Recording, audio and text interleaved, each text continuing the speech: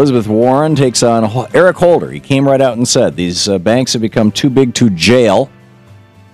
And she says that is proof that they're also too big to fail, and it's time to get rid of them. It's really interesting. You go back to the beginning of American history. George Washington, Austin Peterson's going to join us in just a second. George Washington asked Alexander Hamilton, his Secretary of the Treasury, what do the words general welfare mean in the Constitution? After all, you helped write it, you helped sell it.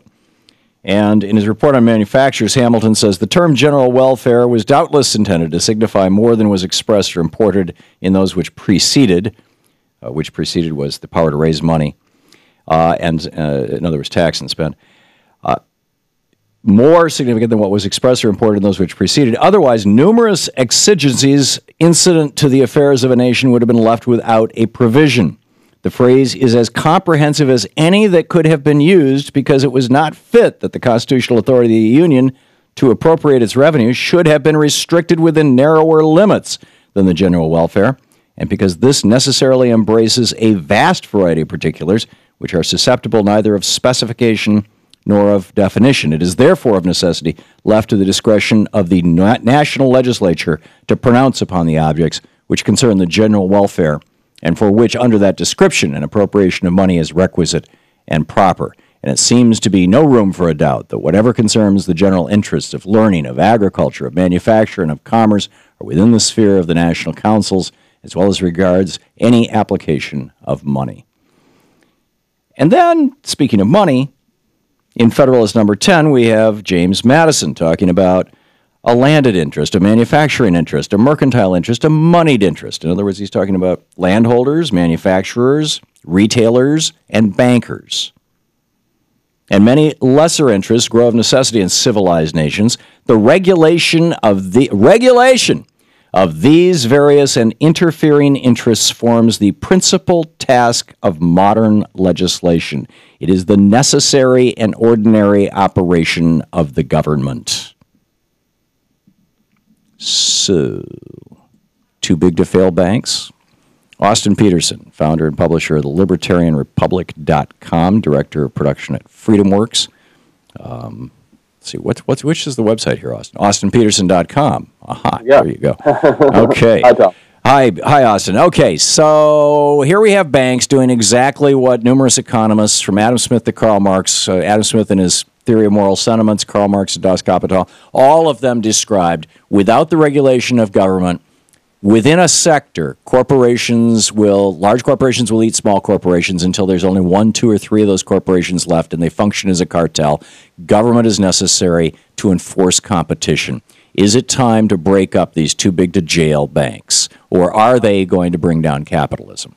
Good question. I mean, I actually think we might be able to find an area of agreement here, Tom, because what you're really talking about, the problem there is corporatism. It's the special favors afforded to banks that make them too big to fail. It's the bailouts and things like that.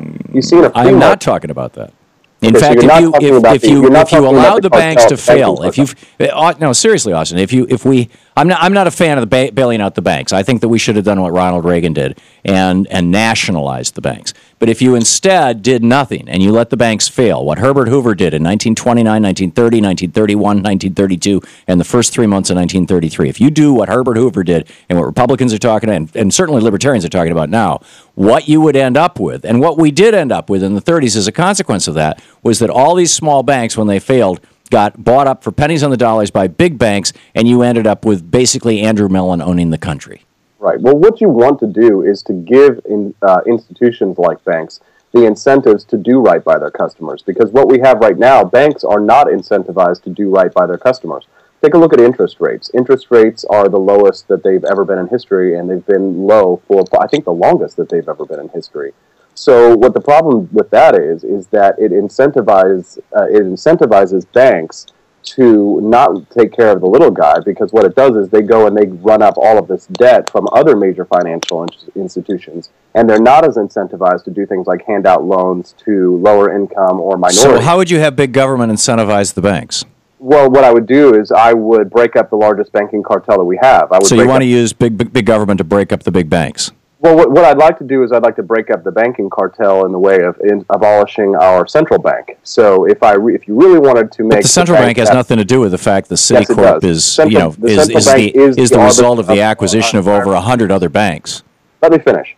So what we want to do as libertarians, if we want banks to be forced to compete, we want them to be able to set their own interest rates. So what we would do is that we would abolish the central bank and we would allow regional banks to compete against one another. That way, if banks do fail, it doesn't take the entire economy with it. It could be a regionalized problem where maybe perhaps Detroit, the banking system in Detroit gave out too many poor loans, but the banking system in New York wouldn't have done that. They won't have to take that kind of a risk. Right now, what we've set ourselves up with is a too big to fail, one size fits all. What you're describing, Austin, and I'm guessing you have to be a student of this history, is what happened after Andrew Jackson destroyed the second bank of the United States. And what it led to was a period of time from that time until 1935 when never once during that entire period of time did we go more than 15 years without a major national bank panic, without a major national bank failure. It caused these cycles of boom and bust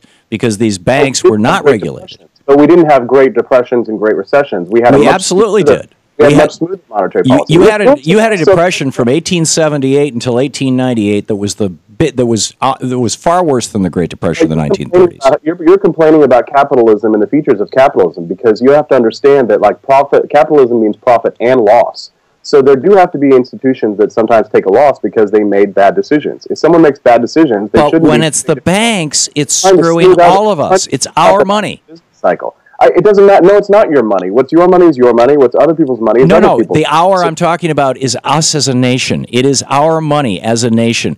Money is the medium of exchange that we as a nation have decided to use. And when you totally privatize it and you locally privatize it, what you do is you create these boom and bust cycles as banks try to compete with each other, end up buying each other, end up overreaching, end up collapsing. Nationalize it, what you get is the Soviet Empire. You understand? No, when you nationalize it, what you get is what we had in the United States from 1935 until 1999 under Glass-Steagall. Not one single banking collapse. Not one. The central bank is the creator of the business cycle. It is the problem. If you want to... Business cycle was worse before we had a central bank, although I would argue that the central bank has very little to do with the business cycle.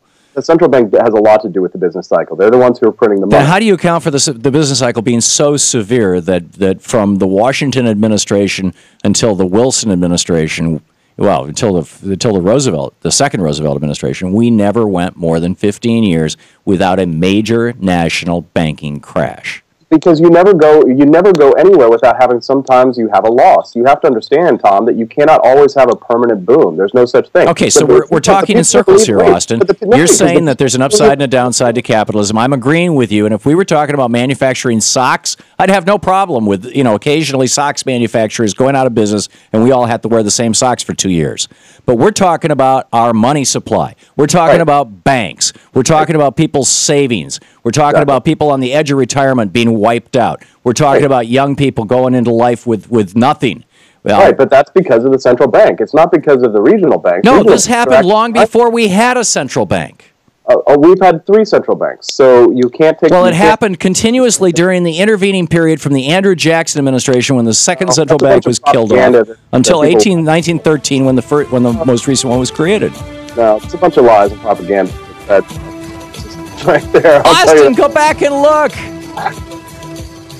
Okay. Is it break time now? It is break time. I think we've both made our points. We'll let our viewers go to DuckDuckGo machines and Google machines and figure out which is what, I guess. Austin Peterson, and of course you can read all about it at austinpetersonsen.com's website. Thank you, Austin.